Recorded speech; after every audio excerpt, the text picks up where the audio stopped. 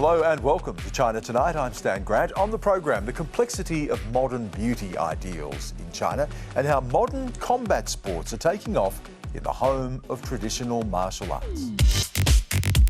What our Chinese fighters want to show is that, the traditional martial arts that they were raised with and that they grew up training with can give you a competitive edge in the UFC. But first tonight, what's making news on the platforms people use, Weibo and WeChat.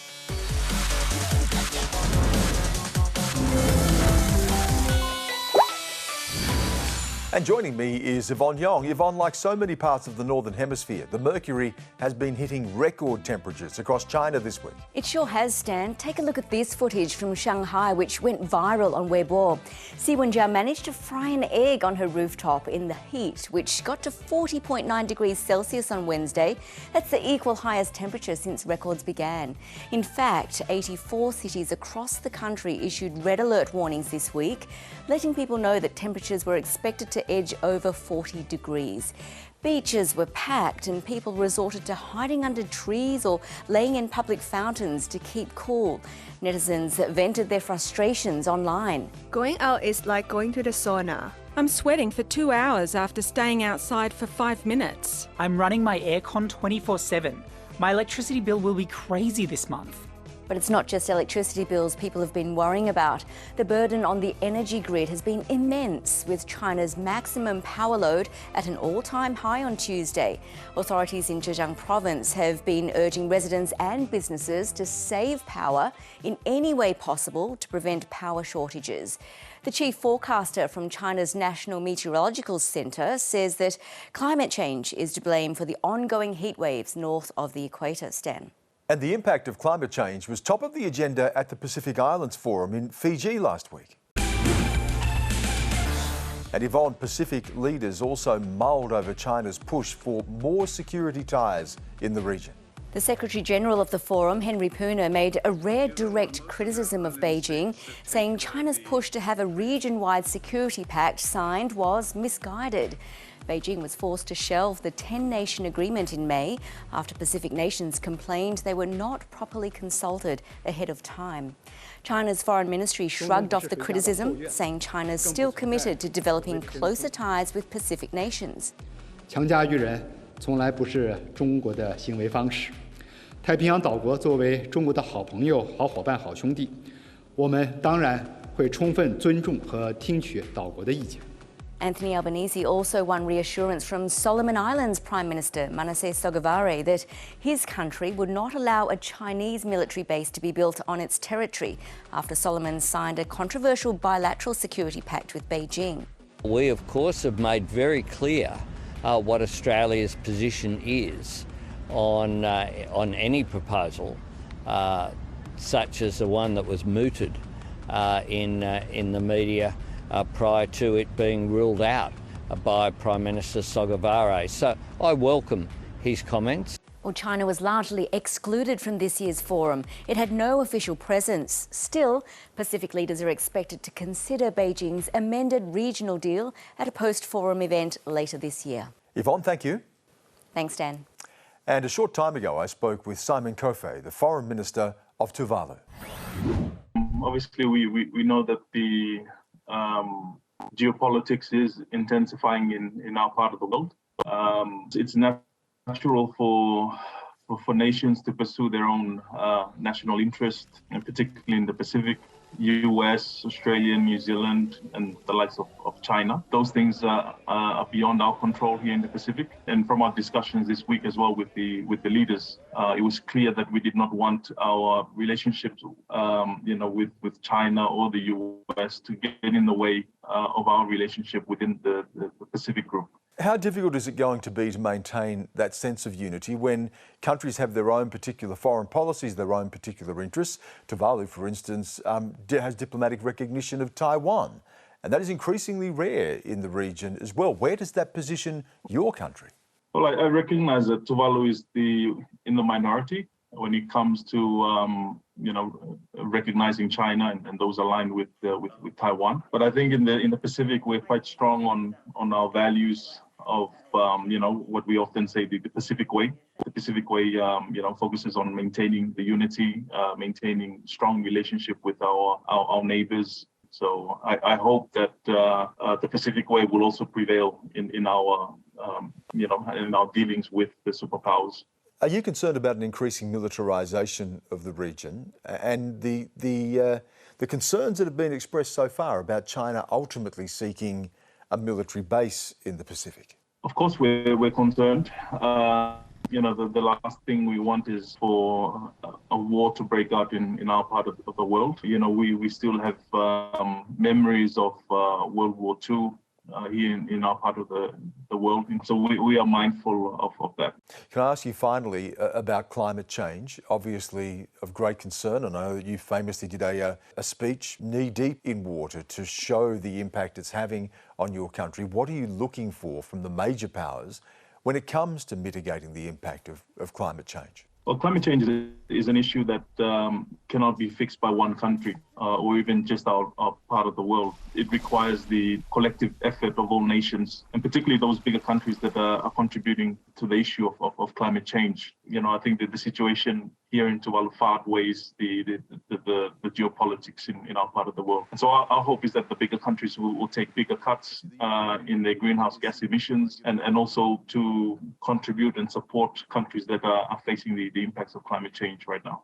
Minister, thank you for giving us your time. Much appreciated. Thank you, Bill. Victor Gao is the Vice President of the Centre for China and Globalisation and Chair Professor of Suzhou University in China. In 1985, he toured the Pacific Islands with Premier Hu Yaobang, and he joined me earlier from Beijing. I began by asking him about China's ambitions in the Pacific. China has long-standing relations with the Pacific Island countries, and I think China's goal in the South Pacific region is really for mutual benefit and for promoting peace and friendship and conducting projects in light of how to mitigate the impact of the climate change, especially the ever-increasing rising sea level for these island countries. Well, China was certainly front and centre at the Pacific Islands Forum. The United States is now looking to get more involved in the region diplomatically and financially. We've already seen Pacific Islands reject the regional agreement that China put forward. What does that mean for China now in the region? Well, I think ultimately the litmus test should be what the Pacific countries want. And it is their decision. They are sovereign countries. They are independent countries.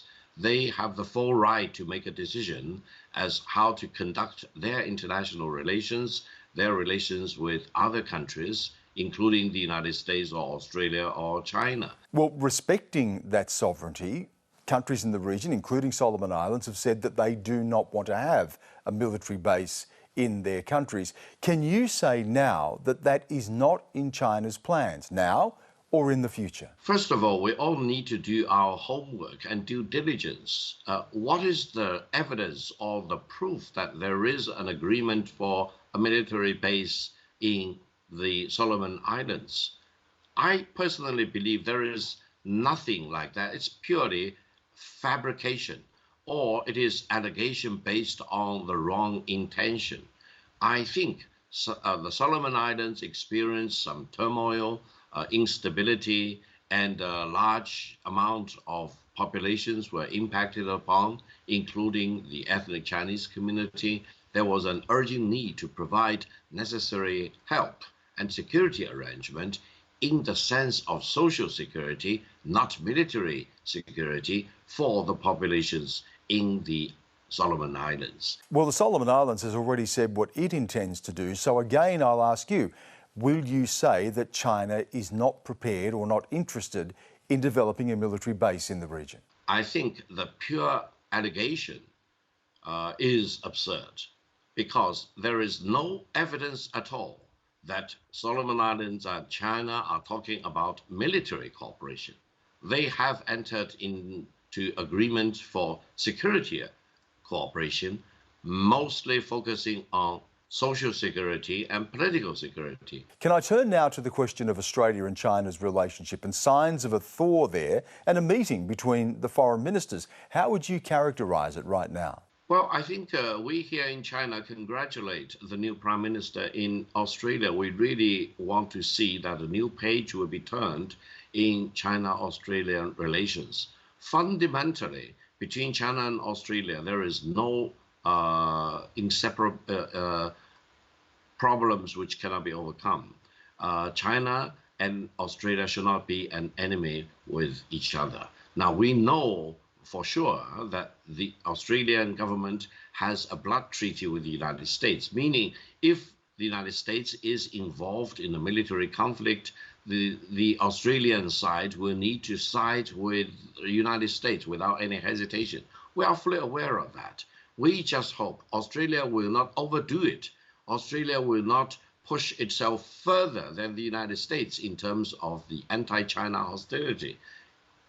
During the previous administration, it is really very unfortunate that the previous administration seemed to be more anti-China, more hostile to China than the official position of the United States. So we hope the new administration in Australia will be more realistic. But what does China then do as well? Because China has made threatening noises in the past, particularly during the signing of the AUKUS agreement. Threats were made, indeed, on this program by you that Australia now was potentially a target. What does China do now to bring down the temperature and encourage more peaceful relations? From the Chinese perspective, AUKUS is in violation of the Nuclear Non-Proliferation Treaty.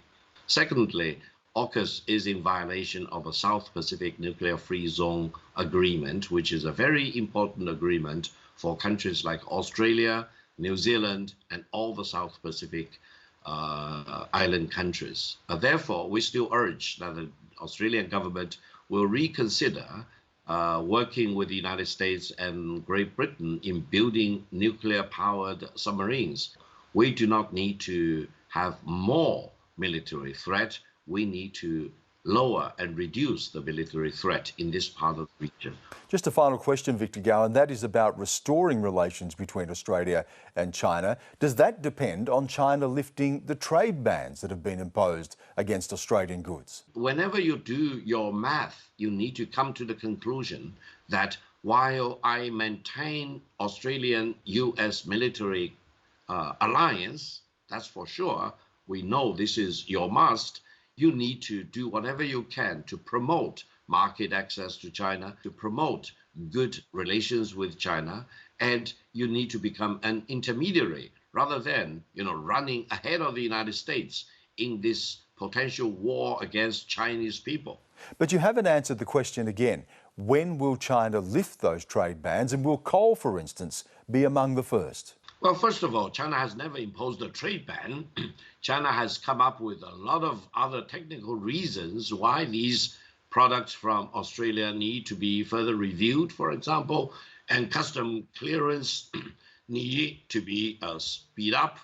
And the crucial thing is good relations between China and Australia. We'll never view Australian and the Australian people as enemy. We want to do business with Australia. We want to keep the doors mutually open between China and Australia. We want to see the world of tomorrow as a peaceful world, rather than divided up into blocks or degenerating into Cold War or even hot war. That's not the future for our future generation. Victor Gao, again, thank you so much for your time. Thank you very much for having me.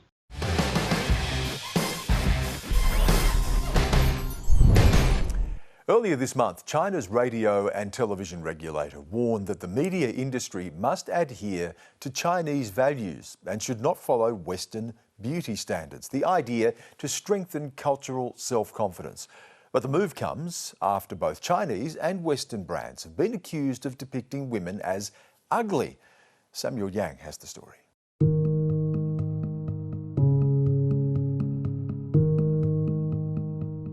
小的时候，我从来不会觉得我是一个好看的人，所以说，如果说但凡有什么自信的话，可能都是别的事情给我的。我的长相是完全不符合大众审美的，他们说我高颧骨克夫，然后对，然后像是我是属于眼睛比较小的嘛。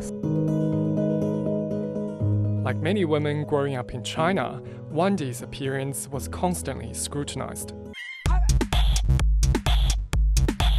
在中国，典型的美女都是比较年轻态的，皮肤很白，没有皱纹，然后眼睛很大。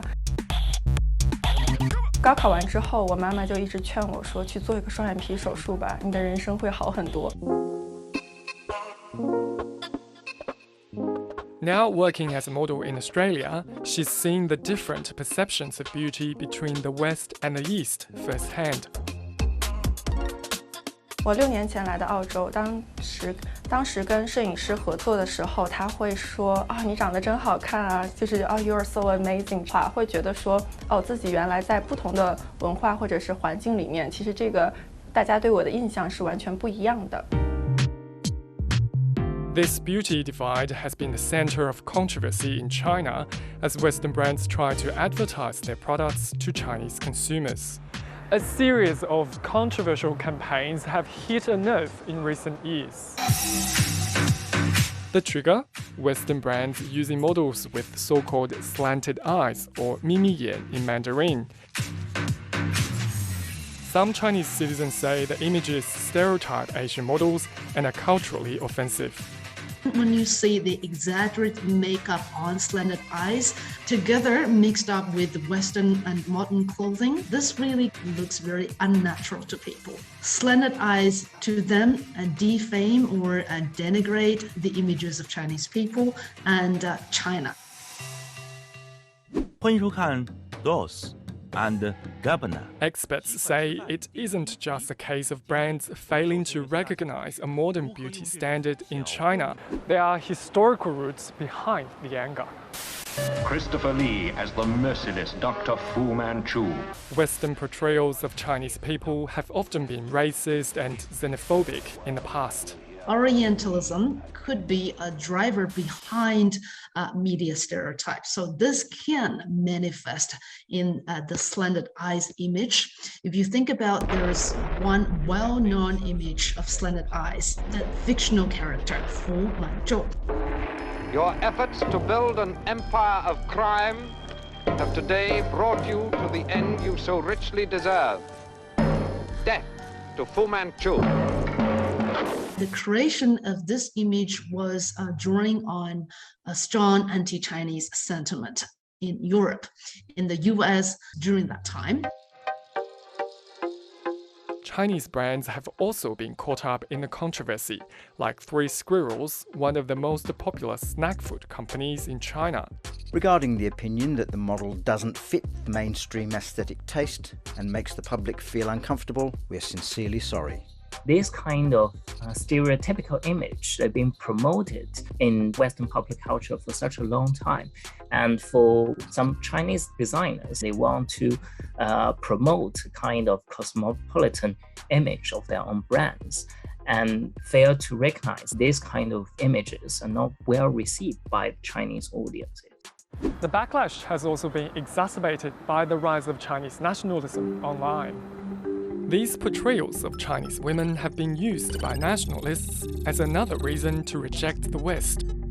They argue Western brands use these images of exaggerated slanted eyes to mock Chinese people and deliberately make them appear ugly. This is all in a landscape where the government is pushing back on negative representations of China in global media. The Chinese government have energized this kind of rhetoric by promoting the West as a united enemy of the Chinese nation. And in this process, it will unleash this nationalist monster. This issue is two sides. So for the West, it's problematic by promoting a particular stereotypical impression of ethnic group. But in the meantime, it's hard to imagine that these European brands or American brands were actively promoting that kind of China-bashing rhetoric. While advertisers recoil from consumer backlash, Chinese models like Cai Nyang are suffering the consequences. She was cyber abused for directly challenging the criticisms about her eyes. 哎，我的眼睛小，我就不配做中国人了吗？非常的勇敢，我觉得部分网友把这个事件上升为辱华是非常过分的。我觉得他们这种行为就是在否认我们这些小眼睛的人的存在，并且否认我们身上其他优秀的特质，就是认为我们的存在就是辱华。我觉得这个是非常不合理的。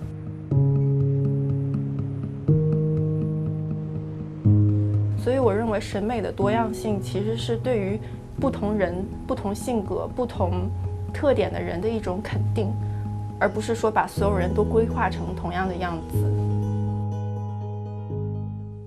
And Samuel Yang joins me now. It's a fascinating story, and even more so when you think, Sam, about how nationalists are caring so much about what is seen as beautiful in China. Yes, they do care, and it is a fascinating topic and quite complicated too. So the nationalists are saying that they don't want China's beauty standards defined by the West, but at the same time, the Chinese beauty standards have been highly influenced by Western cultures. So it's a bit ironic in a way, but on a deeper level, it just shows China is struggling to build an image in the global media which suits President Xi's vision for the nation. And I'm just wondering, while the influence from the West is certainly shaping what is seen as beautiful in China, how does that fit with the booming plastic surgery industry? Oh, the industry is booming. In fact, it's now a multi-billion-dollar industry, and many people are choosing cosmetic surgery or makeup to change their appearance to fit into this so-called beauty standards. Even though Wendy from the story, she didn't end up using plastic surgery, but she did try using the double eyelid stickers to make eyes look bigger. But she didn't like it though. She said the mainstream beauty standards are causing a lot of anxiety to women in China. Yeah, good story, Sam. Thank you. Thanks, Dan. And finally tonight, mixed martial arts and its main professional league, the Ultimate Fighting Championship, has taken the world by storm. In fact, the UFC is among the world's most popular sporting leagues. But is China, the home of martial arts and the birthplace of Kung Fu, ready for it? Brendan Wan has the story. There's no doubt China is the undisputed home of all things martial arts.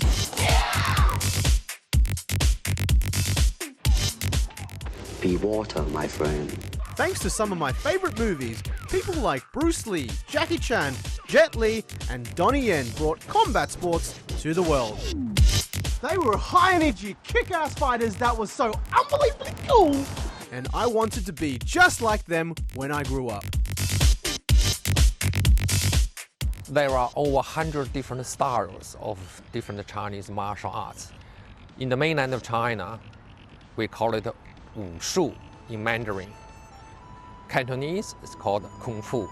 Master Han Jin-sung first started practicing Wushu more than 40 years ago in China and founded Tai Chi Australia. Tai Chi has been generally accepted as one of the most essential parts of traditional Chinese culture. Tai Chi was originally created as a fighting technique, but today, most people who practice it tend to be older. Those slow, gentle, relaxing movements that help people relax their body, cultivate the mind, and regulate the breathing. It makes you wonder, is Kung Fu even cool anymore?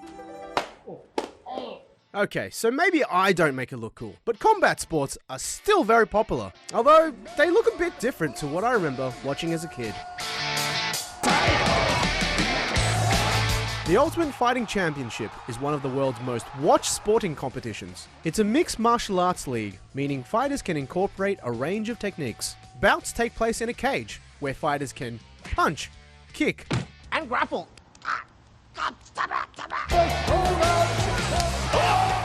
Pretty much anything can happen, which is what makes it so appealing. We have 14 active fighters from China at the moment. You know, there is a good stable and generation of rising talent behind them. 15 seconds to go, heavy shots! While it's popular in China now, in a country with a deeply embedded martial arts culture, it was a little slow to take off. Right, we had to kind of clean up the image. You know, there was a lot of speculation, is this real, is it fake? But the real aha moment, I think, for me personally was we hosted our first event in mainland China, which was Shanghai. One of our pioneers of the sport, Li Jinliang, was in the octagon. You know, he had a big KO victory, and he just started, you know, chanting 中国力量, which means China power.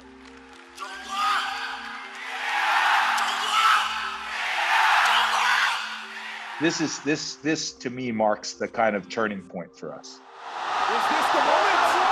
And the country got its first world champion when Zhang Weili won the strawweight title in 2019. I certainly think that she's impacted and influenced an entire generation of women in China. The UFC also opened a $20 million performance institute in Shanghai. 我对 MMA 感兴趣是因为它的规则我感觉更开放，而且它那个给人一种感觉就是表演欲望特别强，特别有那种侵略性的攻击。Zhang Mingyang is one of China's rising stars. He signed with the UFC after a knockout win last month. 我感觉这项运动发展的现在是越来越好，就是更多人能去接受了，不会说你很残酷、很残忍这些，因为他们会去欣赏。So despite a slow start, MMA is on the rise in China. But how does that sit with Kung Fu traditionalists?